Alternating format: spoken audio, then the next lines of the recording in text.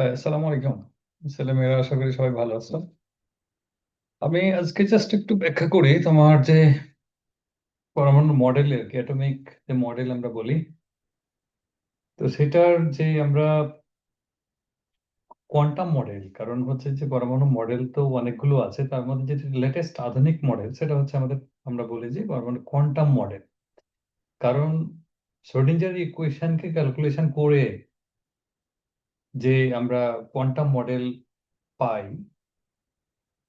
যার মাধ্যমে আমরা আসলে এক্সপ্লেন করতে পারি একটা ইলেকট্রন পরমাণুতে কিভাবে আছে, কোথায় আছে, কি করছে, কোন জায়গায় ঘটছে, ক্লকওয়াইজ নাকি অ্যান্টি ক্লকওয়াইজ, এটা আমরা একেবারে ক্লিয়ার ডেসক্রিপশন পাই। এটা হচ্ছে সবচেয়ে বড় কথা। তো আমরা আজকে জাস্ট ছোট্ট একটা লেকচারে এতটুকু বোঝার চেষ্টা করি।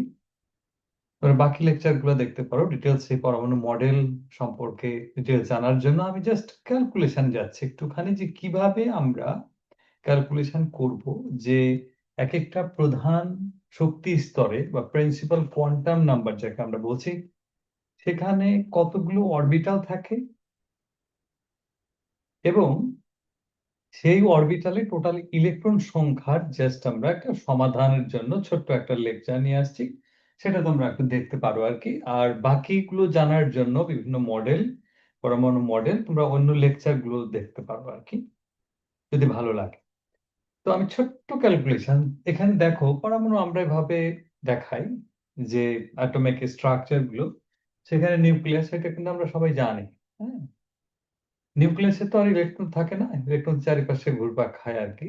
এবং সেখানে তার অরবিটাল যাকে বলি আমরা, সেটা হলো ইলেকট্রনের ঘরবাড়ি, মানে ইলেকট্রন যেখানে থাকে। কিভাবে থাকে, সেখানে অরবিটাল এসপি ডিএফ অরবিটাল নাম আছে। এসপি ডিএফ অরবিটাল আসলে কিছুই না, ইলেকট্রনের থাকার ঘরবাড়ি। ঘর বাড়ি ছোট না বড়, কয়টা ইলেকট্রন থাকতে পারবে? ছোট যদি ঘর হয় তাহলে তো ইলেকট্রন বেশি থাকার কথা না। ঘর বাড়ি যদি রুম যদি অনেকগুলো থাকে তাহলে ইলেকট্রন বেশি থাকতে পারবে, এটাই স্বাভাবিক। Very simple. তো আমি জাস্ট আজকে একটুখানি ক্যালকুলেশনে যাচ্ছি, নাথিং এলস, ছোট্ট লেকচার। তো আমরা দেখতে পাচ্ছি এখানে কে এল এম প্রধান শক্তি স্তর, 1 2 3 এরকম ভাবে সামনের দিকে যেতে পারে আর কি। ওকে, সো আমরা একটা প্রধান শক্তি স্তর প্রিন্সিপাল কোয়ান্টাম নাম্বার যেটা হচ্ছে এম, এম দ্যাট মিনস তোমরা বুঝতে পারছো 1 2 3, কে এল এম, দ্যাট মিনস 3 নম্বর শক্তি স্তর, প্রধান শক্তি স্তর বলছি কিন্তু। হ্যাঁ, তো এক্ষেত্রে আমরা কোয়ান্টাম নাম্বার, কোয়ান্টাম মডেলে কিন্তু আসলে সেখানে আমরা 4 ধরনের কোয়ান্টাম সংখ্যা পাই। হ্যাঁ, 4 ধরনের কোয়ান্টাম সংখ্যা আমরা হিসাব নিকাশ যদি করি তাহলে বুঝতে পারবো যে আসলে ইলেকট্রন সেখানে অরবিটাল এবং ইলেকট্রন কতগুলো আছে ক্যালকুলেশন করা যাবে।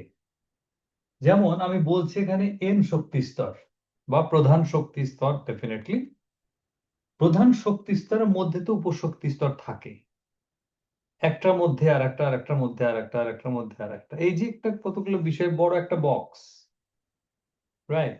সেই বড় বক্সের মধ্যে ছোট বক্স, তার মধ্যে ছোট বক্স, তার মধ্যে রাখা যাবে, রাইট? সো এরকম ভাবে কিন্তু আমরা আসলে হিসাব নিকাশ করি যে উপশক্তি স্তর, আমরা বলি যে উপশক্তি স্তরের কথা, যে উপশক্তি স্তরগুলো তো সব গোল হয় না। দেখা বলে একটা বড় 3 নাম্বার শক্তি স্তর আছে, তার ভিতরে উপশক্তি স্তরগুলো কিন্তু উপবৃত্তাকারে এভাবে থাকতে পারে, রাইট? সো এখন আমরা উপবৃত্তাকারে এভাবে ছবিটা কিন্তু আঁকি। আসলে অরবিটাল গুলো কিন্তু এরকম গোল আমরা বলতে পারি না, হয়তো এস অরবিটাল গোল, বাট বাকিগুলো কিন্তু এরকম না। ঠিক আছে, এখানে পি অরবিটাল ডিএফ এগুলো কিন্তু সব গোল কোনো কিছু না। ঠিক আছে, গোল অরবিটাল আমরা বলতে পারি না। তা আমার এক্সপ্লেনেশন সেখানে না, আমি প্রত্যেকটা আলোচনা অন্য লেকচারে করেছি, সেগুলো দেখতে পারো তোমরা। আজকে আমি ছোট্ট ক্যালকুলেশন, কিভাবে ক্যালকুলেশনটা করব যে আমার 3 নাম্বার শক্তি স্তর জানলাম, উপশক্তি স্তর আছে ইত্যাদি ইত্যাদি, যাদেরকে আমরা অরবিটাল বলি, এসপি ডিএফ অরবিটাল, ফাইন। ওকে, সো আমরা জানি, এটা ধরে নিয়ে কিন্তু সামনে যাচ্ছি আমি, যে আমরা বের করব ইলেকট্রন সংখ্যার অরবিটাল সংখ্যা। ওকে, সো আমি একটা ছোট্ট একটা পেজের স্লাইড দেখাই, সেখান থেকে আমার মনে হয় যে বুঝতে খুব সহজ হবে তোমাদের। দেখাচ্ছি একটুখানি। এই স্লাইডের দিকে আমরা একটুখানি দেখি, তাহলেই চলবে। Okay fine. এম শক্তি স্তর, রাইট। এম শক্তি স্তর মানে প্রধান শক্তি স্তর, সেটা আমি একটু আগেই বলছিলাম যে সেটা 3 নাম্বার বোঝাচ্ছে এখানে, এটা পুরোটাই ক্লিয়ার। এবং 4টা কোয়ান্টাম সংখ্যা কিন্তু থাকে পরমাণু কোয়ান্টাম মডেলে। যে 4টা কোয়ান্টাম সংখ্যাকে হিসাব নিকাশ করেই কিন্তু আমরা বের করতে পারি টোটাল অরবিটাল সংখ্যা, টোটাল ইলেকট্রন সংখ্যা। দেখছি আমরা কক্ষপথের নাম লিখেছি এখানে, হচ্ছে এম। এমটা হচ্ছে প্রধান শক্তি স্তরের কথা বলানো হচ্ছে। সো প্রধান কোয়ান্টাম সংখ্যা যাকে আমরা এন দ্বারা প্রকাশ করি, এন দ্বারা প্রকাশ করলে 3 হবে, সেটা আমরা এটা দেখেছি একটু আগে। ফাইন। সহকারী কোয়ান্টাম সংখ্যা কিন্তু আমরা এন দিয়ে লিখি না, সেটাকে আমরা বলি এল দিয়ে, স্মল লেটারে এল। এবং এই এল এর মানটা যে ক্যালকুলেশনটা করা হয়েছে, মূলত আমি আগেই বলেছি শ্রোডিঞ্জার ইকুয়েশন ক্যালকুলেশন করে সমাধান করে কিন্তু এগুলো সব বের করা। হ্যাঁ, ঠিক আছে। তো সেখান থেকে বের করা হয়েছে, যেটা বের করে দেখা গেছে যে এটা ফলাফলটা কিন্তু আমরা লিখতেছি এখানে, অন্য কিছুই না। এবং সেই হিসাবটা এরকম ছিল যে এল এর মানটা কত হবে। এল এর মানটা যখন আমার প্রধান কোয়ান্টাম সংখ্যা 3 হয়, তখন সহকারী কোয়ান্টাম সংখ্যা এল এর মানটা 0 থেকে স্টার্ট করতে হবে। এবং 0 থেকে স্টার্ট করে বলতেছে n-1 পর্যন্ত হবে। That means n-1, that means বুঝতে হবে যে 0 থেকে স্টার্ট 0, 1, 2 হয় কিন্তু আসলে, তাই না? n-1 মানে হচ্ছে 3-1, দ্যাট মিনস 2, 2 এর বেশি হচ্ছে না। এবং সবগুলো মানই কিন্তু কাউন্টেবল এখানে হিসাবের মধ্যে আসতেছে আমাদের। ফাইন। আসলে তাহলে আমরা বুঝলাম যে প্রধান কোয়ান্টাম সংখ্যা যা হয় সেখান থেকে সহকারী কোয়ান্টাম সংখ্যা আমরা বের করতে পারি। এবং এই সহকারী কোয়ান্টাম সংখ্যা যে আমরা দেখতেছি, এটার উপর ভিত্তি করে আমরা কিন্তু হিসাব করি আরেকটা কোয়ান্টাম সংখ্যা, সেটা হলো ম্যাগনেটিক কোয়ান্টাম সংখ্যা, যাকে আমরা which is denoted by m, small letter m। Okay fine. m। এবং m এর মানটা যদি আমরা ক্যালকুলেশন করতে চাই তাহলে এরকম, সেটা আবার 0 থেকে স্টার্ট করে প্লাস মাইনাস এল পর্যন্ত। Plus minus L, that means what? Plus minus L বলতে আমরা কিন্তু একটা প্রধান কোয়ান্টাম সংখ্যার মধ্যেই কিন্তু হিসাব করতেছি যে 3 নম্বরে টোটাল অরবিটাল কয়টা এবং সেখানে টোটাল কয়টা ইলেকট্রন থাকতে পারে, তার ক্যালকুলেশন। লেকচারটা যদি একটু বড় হয়ে যাচ্ছে, সরি। সো এই আমরা দেখলাম যে সহকারী কোয়ান্টাম সংখ্যা। এবার আমরা দেখি যে সেখানে এল এর মানটা 0, 1, 2 বুঝলাম। ফাইন। এখন এখানে আরেকটা কথা বলে রাখি যে এল এর প্রত্যেকটা মানের জন্য কিন্তু এক একটা অরবিটাল কিন্তু ধরা হয়েছে এখানে। যেমন এল এর মান 0-র জন্য এস অরবিটাল ধরা হয়েছে, কারণ আমরা বুঝতেছি যে এই প্রধান শক্তি স্তর 3 নম্বরে আমার কিন্তু উপশক্তি স্তরের কাহিনী চলে আসতেছে। মানে যে অরবিটাল যে কথা আমরা বলতেছি, অরবিটাল মানে ইলেকট্রন। আসলে কি ইলেকট্রনই থাকে সেখানে, তাই না? কিন্তু ইলেকট্রন থাকে কিভাবে? ইলেকট্রনের জন্য রুম লাগে, কতগুলা রুমের মধ্যে বসে থাকবে। এমনি তো আর পড়ে যাবে, কোথায় থাকবে সে, তাই না? রুমের মধ্যে থাকতে হবে ওকে। যেমন এখানে রুম গুলো কিভাবে হিসাব করা হয়েছে দেখো, যে সহকারী কোয়ান্টাম সংখ্যা যখন বের হয়ে গেল এল এর মান, এল এর প্রত্যেকটা মানের জন্য তখন আমরা অরবিটাল হিসাব করছি। অরবিটাল হিসাব করছি, দ্যাট মিন ওইগুলো হচ্ছে রুম হবে, কোনটা ছোট রুম কোনটা বড়। যেমন এল এর মান 0 হলে এস অরবিটাল, এস অরবিটালটা কিন্তু একটাই হবে। এটাও কিন্তু সবই হিসাব নিকাশ করেই কিন্তু বের করা হয়েছে। আমি আবার বলতেছি, সবকিছু কিন্তু ফলাফল নিয়ে আমরা কাজ করতেছি। ওকে। আবার এল এর মান যখন 1 হয়, তখন ওই অরবিটালটাকে বলা হচ্ছে 3p, পি অরবিটাল। তো পি অরবিটাল কিন্তু একটা না, পি অরবিটালে কিন্তু 3টা রুম আছে, 3টা ভাগে ভাগ হয়ে গেছে। এম এর মান তখন আমরা ধরি কি, পি এর জন্য তখন মান হয় 0, +1, -1। অর্থাৎ ম্যাগনেটিক কোয়ান্টাম সংখ্যার মানগুলো যেটা পাওয়া গেছে, ফলাফল কিন্তু আমি আবারও বলতেছি, এগুলো ফলাফল নিয়ে আমরা কাজ করতেছি। ফলাফলটা হচ্ছে এরকম যে ম্যাগনেটিক কোয়ান্টাম সংখ্যা 0 থেকে স্টার্ট করে সেটা +-L পর্যন্ত। দ্যাট মিনস এল এর মান যখন 0, তখন তো আমার এখানে অরবিটাল বলতেছি, কিন্তু আমি আবারও বলতেছি শক্তি স্তরের মধ্যে আছে অরবিটাল, উপশক্তি স্তর, তাই তো? এখন এখানে 3s অরবিটাল, s অরবিটালের জন্য m এর মান কিন্তু 0। একটা মান কিন্তু পাওয়া গেছে। আবার পি অরবিটাল, পি অরবিটাল কিন্তু 3টা ভাগে ভাগ হয়ে গেছে। পি অরবিটালটা আমরা যদি ছোট্ট করে বক্স আকারে দেখাই, তাহলে কিন্তু এস অরবিটালটা একটা বক্স, এস অরবিটালটা কিন্তু হবে একটা বক্স।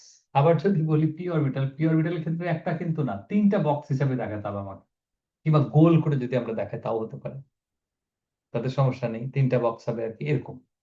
আবার ডি অরবিটাল বলতে গেলে দেখা গেছে, এটা ফলাফল পাওয়া গেছে, এর পাঁচটা বক্স আছে, পাঁচটা বক্সের মতো, মানে এক একটাকে আমরা অরবিটাল বলছি কিন্তু আসলে, হ্যাঁ। তো এই ক্ষেত্রে পি অরবিটালকে তিনটা ভাগে ভাগ হয়েছে, এটা ফলাফল যেটা পাওয়া গেছে এটা হলো 0 +1 -1। আবার আমাদের ডি অরবিটাল বলি, ডি অরবিটাল দেখা গেছে পাঁচটা ভাগে ভাগ হয়েছে, 0 +1, মানে 0 থেকে শুরু করে, সেটা হচ্ছে 3D, ডি এর জন্য কিন্তু এল এর মান 2, দ্যাট মিনস 0 থেকে শুরু করে +-2 পর্যন্ত। +-2 মানে কি? 0, +1, +2, -1, -2, পাঁচটা মান। অর্থাৎ আমার এক্ষেত্রে যেটা বোঝা গেল যে আমার ডি অরবিটাল যদি আমরা হিসাব করতে যাই, তাহলে ডি অরবিটালটা পাঁচটা রুম আছে। ইলেকট্রন অনেক থাকতে পারবে, তবে এটাও খুঁজে পাওয়া গেছে যে এক একটা অরবিটালে, এক একটা রুমে দুইটার বেশি ইলেকট্রন থাকে না। এটাও কিন্তু আমরা একটা নীতির মধ্যে পড়ি, যে পলির বর্জন নীতি বলি, দুটোর বেশি থাকে না। তার মানে কয়টা যে ইলেকট্রন এখানে থাকতে পারে তোমরা অবশ্যই বুঝতে পারছো, যে এক একটাতে দুইটা থাকলে আবার ডি অরবিটালে মোট 10টা ইলেকট্রন থাকতে পারবে। তো আমরা এই যে হিসাবটা বোঝার চেষ্টা করছি, দেখে নিচ্ছি আমরা। সো ইলেকট্রন, তার মানে আমরা প্রধান কোয়ান্টাম সংখ্যা দেখলাম এন, সহকারী কোয়ান্টাম সংখ্যা যাকে এল দিয়ে প্রকাশ করেছি, সেখান থেকে আবার ক্যালকুলেশন পাওয়া গেছে ম্যাগনেটিক কোয়ান্টাম সংখ্যা এম এর, এবং এম এর মানগুলো এগুলো কিন্তু সব সমাধান করে কিন্তু বের করা, আসলে অন্য কিছু না। অরবিটাল সংখ্যা যদি আমরা বের করতে চাই, অরবিটাল সংখ্যা আসলে কিছু না, এম এর প্রত্যেকটা মানের জন্য একটা করে অরবিটাল। তার মানে এম এর মান 0, একটাই মান, মানে একটা অরবিটাল। তার মানে আমি যদি বলি 3s অরবিটাল সংখ্যায় কয়টি? এস অরবিটাল একটাই, তো গোলাকার একটা অরবিটাল, বেশি না। এবং একটা অরবিটাল দুটোর বেশি ইলেকট্রন থাকতে পারে না। ফাইন। আবার এক্ষেত্রে আমরা দেখতে পাচ্ছি পি অরবিটালের ক্ষেত্রে তিনটা হয়ে গেছে, দ্যাট মিনস এক্ষেত্রে অরবিটাল, তার মানে পি অরবিটাল তিনটা ভাগে ভাগ হয়ে গেছে। পি অরবিটাল আমরা কিন্তু কোন লেকচারে দেখবো সেটা, p x, p y, p z, তিনটা অরবিটাল ভাগ হয়ে গেছে সেখানে। আবার ডি এর ক্ষেত্রে পাঁচটা যেহেতু মান আছে, আমি বলেছি এম এর মান যতগুলো হবে ডি অরবিটাল ততগুলো ভাগে ভাগ আর কি, ততগুলো আর কি। তার মানে এম এর মান পাঁচটা, ডি এর ক্ষেত্রে ডি অরবিটাল, তার মানে ডি অরবিটাল মোট কিন্তু সংখ্যায় পাঁচটা। পাঁচটা মানে কি?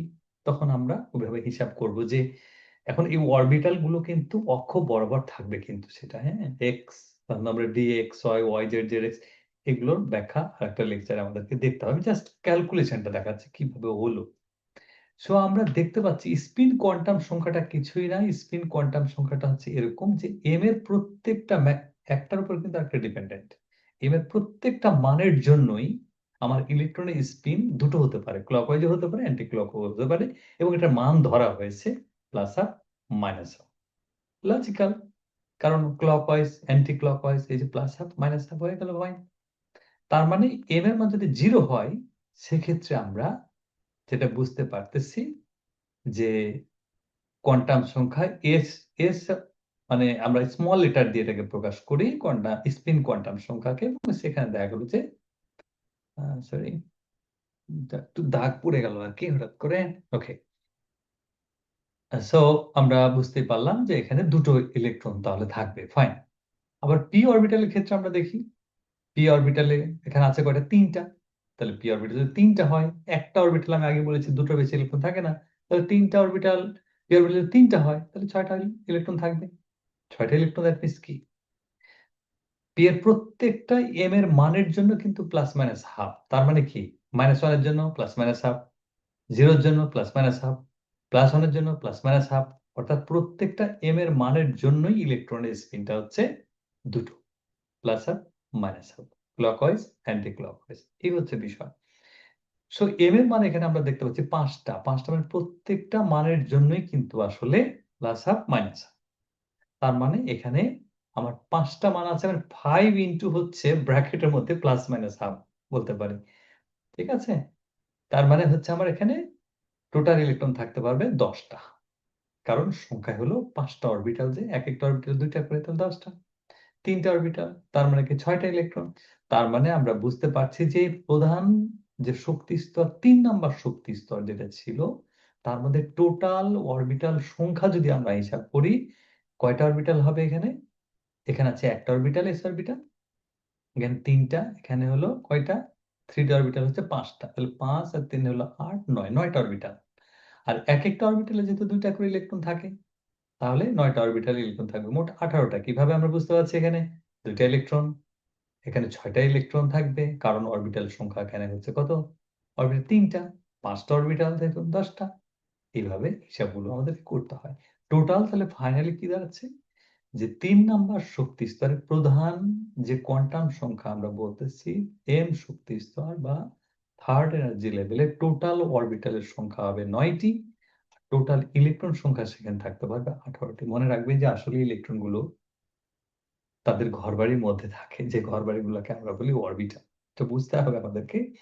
তবে আমরা এটা ডিটেইলস আলোচনা করব, বিভিন্ন জায়গায় দেখবো আমরা এই মডেলগুলোতে কোয়ান্টাম সংখ্যা যখন আমরা পড়াবো চ্যাপ্টার বা যেখানে লেকচার আছে তোমরা দেখতে পারো এগুলোর মধ্যে। ওকে? তো আজকে এই পর্যন্ত আরকি। আশা করি যে তোমাদের এটা কাজে লাগবে। আর আমি প্রত্যেকটা বিষয়ে আলোচনা করব এগুলো এক, এক করে। থ্যাংক ইউ ভেরি মাচ এটা তোমাদের লেকচারটা দেখার জন্য অনেক ধন্যবাদ। ভালো লাগলে লেকচারগুলো দেখতে থাকো। খারাপ কিছু না। আমি জাস্ট আসলে আমার সিটি কলেজে অনেক বছরে কাজ করেছি, তো 20 বছর কাজ করেছি সেখানে।